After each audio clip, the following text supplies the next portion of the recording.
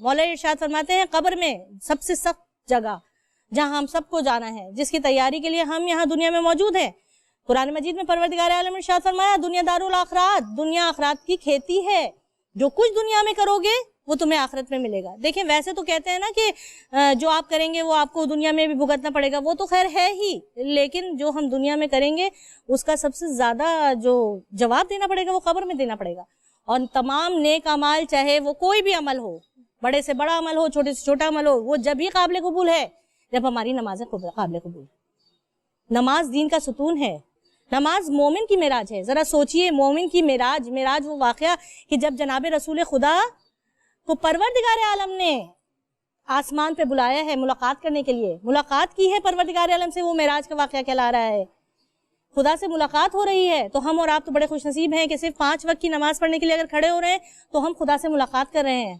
اور یہ بھی مولا ارشاد فرماتے ہیں کہ نماز کی توفیق ہر ایک کو عطا نہیں ہوتی، جس کو خدا چاہتا ہے اپنے سامنے بلا لیا کرتا ہے۔ جیسے ایک بات ہے کہ مجالس اعضاء میں اگر جانے کا سلسلہ ہے تو اب ایام اعضاء چل رہے ہیں، ہم سب جانتے ہیں ایام اعضاء کے دن ہے، لیکن ہم اور آپ لاکھ بھی چاہیں تو ہم مجالس میں نہیں پہنچ پاتے۔ لیکن کبھی کبھار ایسا ہوتا ہے کہ جہاں ہماری جو ہے ولنگنس نہیں ہوتی، ہم نہیں بھی جانا چاہتے لیکن وہاں پہنچ جاتے۔ کیوں؟ کیونکہ وقت کا امام ہماری طلب کر رہا ہوتا ہے، ہمارا وہاں پہ امام زمانہ کی طرف سے ہمیں بلاوا ہوتا ہے کہ تمہیں اس مجلس اعضاء میں آنا ہے۔ اسی طرح سے نماز کے وقت اگر کوئی مصلی عبادت پہ کھڑا ہو رہا ہے تو یہ جان لیجئے کہ یہ ہماری اور آپ کی اس میں کوئی بڑی بات نہیں ہے، یہ اللہ کی طرف سے ہمیں توفیق عطا ہو رہی ہے کہ ہم نماز پڑھنے کے لیے کھڑے ہو رہے ہیں۔ پروردگار عالم اپنے خاص لوگوں کو نماز پڑھنے کی توفیق عطا فرماتا ہے، اور خاص طور پہ جو 5 وقت کی نمازیں ہیں ان میں سب سے پہلی نماز جو نماز فجر نماز کہلاتی ہے، وہ نماز جس کو عطا ہو رہی ہے جان لیجئے کہ وہ خدا کے مقرب ترین بندوں میں سے ہے۔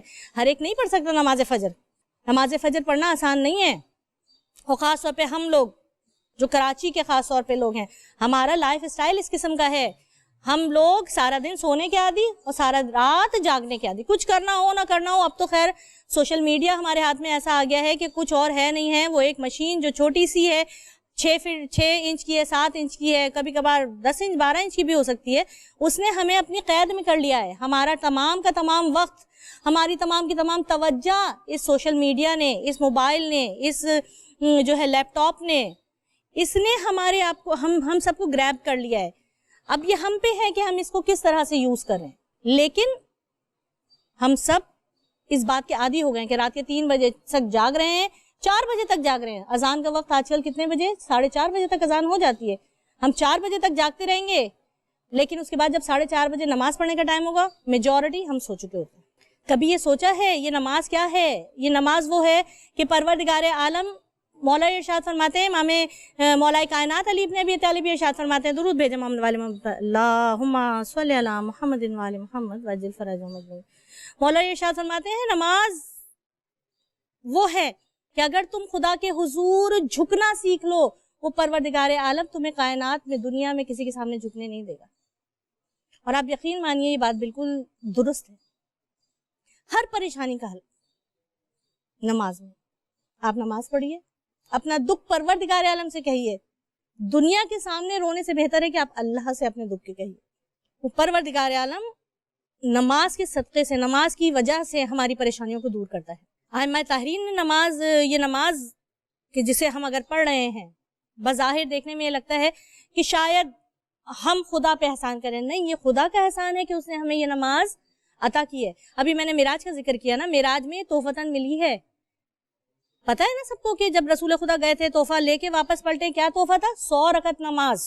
کہ جب واپس آنے لگے جناب عیسیٰ سے ملاقات ہوئی، جناب موسیٰ سے ملاقات ہوئی، کہا کہ کیا تحفہ ملا؟ کہا 100 رکعت نماز۔ کہا نہیں ہے میرے حبیب، اے حبیب خدا، آپ کی قوم اس قابل نہیں ہے کہ 100 رکعت نماز پڑھے گی، واپس پروردگار عالم کے دربار میں جائیے اور کہیے کہ اس نماز میں کچھ تخفیف کرے، کمی کرے۔ اتنی دفعہ گئے جناب رسول خدا کہ 5 رکعت نماز کرا لی 100 رکعت نماز سے، اور پھر جب 5 رکعت کے بارے میں پتا چلا جناب عیسیٰ جناب موسیٰ، تو ارشاد فرمایا کہ یا رسول اللہ، آپ کی قوم یہ 5 رکعت نماز بھی نہیں پڑھے گی، اس میں بھی تخفیف کروائیے۔ اس وقت جناب رسول خدا نے ارشاد فرمایا نہیں، اب مجھے حیا آتی ہے کہ میں اپنے پروردگار عالم کے حضور جاؤں اور یہ کہوں کہ پروردگار عالم، میری قوم یہ 5 رکعت نماز بھی نہیں پڑھ سکتی، اس کو بھی کم کر دیجئے۔ لیکن باخدا یہ خدا کا وعدہ ہے کہ جو کوئی بھی یہ 5 رکعت نماز وقت پہ اول وقت میں ادا کرے گا، وہ پروردگار عالم اتنا رحیم و کریم ہے، اتنی محبت کرنے والا ہے کہ ہمیں 100 رکعت نماز کا ثواب عطا کر دیا کرتا ہے، اتنا عظیم محبت کرنے والا ہے۔ پھر کہا کہ جو یہ نماز تم پڑھ رہے ہو، تم یہ سمجھتے ہو کہ یہ نماز اس خدا کے کام آنے والی ہے؟ نہیں، یہ نماز بھی تمہارے کام آنے والی ہے۔ کس طرح سے مولا نے الگ الگ نمازوں کے الگ الگ فضائل، الگ الگ جو ہے وہ فوائد بیان کیے۔ اور مولا کون ہے؟ ہم تو ان کے چاہنے والے ہیں، ہم تو ان کے ماننے والے ہیں کہ جن کے گھر سے ایک رات میں 1000 رکعتیں نماز اذان کی، 1000 رکعتیں پڑھنے والے امام، 1000 جو ہے وہ تکبیریں بلند کرنے والے امام کے ماننے والے۔ تو اگر پروردگار عالم سے دعا کیا کیجئے اس فرش اعظم پہ بیٹھ کے کہ پروردگار عالم ہمیں مولائے کائنات اور پنجتن 5 اور 4 معصومین کے صدقے سے، اہل بیت اطہار کے صدقے سے مولا کم از کم اتنی توفیق تو دے دے کہ ہم 5 وقت کی نمازیں وقت پہ ادا کر سکیں۔ بس کہا کہ جو فجر کی نماز تم پڑھتے ہو سب سے سخت نماز ہے۔ کس طرح سے سخت ہے؟ پھر وہی بات، ہمارا لائف اسٹائل کے علاوہ شیطان کی ناک کو رگڑنے کا سب سے اہم ترین ذریعہ یہ نماز ہے۔ بھئی شیطان راندہ درگاہ کیوں ہوا؟ اس لیے ہوا کہ جب جناب آدم کو سجدہ کرنے کا حکم دیا، سجدہ نہیں کیا، خدا کے دربار سے نکالا گیا، معلم الملکوت کہلاتا ہے۔ معلم الملکوت یعنی ملائکہ کا استاد۔ جب دربار سے نکالا گیا تو ایک مرتبہ کہتا ہوا چلا، پروردگار عالم یہ جو تیرے بندہ ہے جس کی وجہ سے تو نے مجھے نکالا ہے، بس میں اس کو تیری بارگاہ میں کھڑا نہیں ہونے دوں گا۔ کہا کہ اگر تو یہ کہتا ہے کہ تو میرے بندوں کو میری عبادت کے لیے کھڑا نہیں ہونے دے گا، تو میں بھی وہ خدا ہوں کہ یہ وعدہ کرتا ہوں کہ جو کوئی بھی میرے دربار میں آ کے کھڑا ہو جائے گا، میری عبادت کرے گا، بس اسے ثواب کثیر عطا کروں گا۔ جب چلتے چلتے کہنے لگا کہ مجھے میری عبادتوں کا صلہ چاہیے، ہم اور آپ اگر خدا سے اپنی عبادتوں کا صلہ مانگے تو گویا ہم تھوڑا بہت شیطان کی پیروی کر رہے ہیں۔ کہا کہ اپنی عبادتوں کا صلہ چاہیے۔ کس طرح سے چاہیے؟ مجھے یہ طاقت دے دے کہ میں جب تیرے بندے عبادت کے لیے کھڑے ہوں تو انہیں ہر طرف سے بھٹکاؤں۔ مل گئی طاقت، اور وہ طاقت کس پہ استعمال ہو رہی ہے؟ ہمارے اور آپ کے اوپر۔ کس طرح سے؟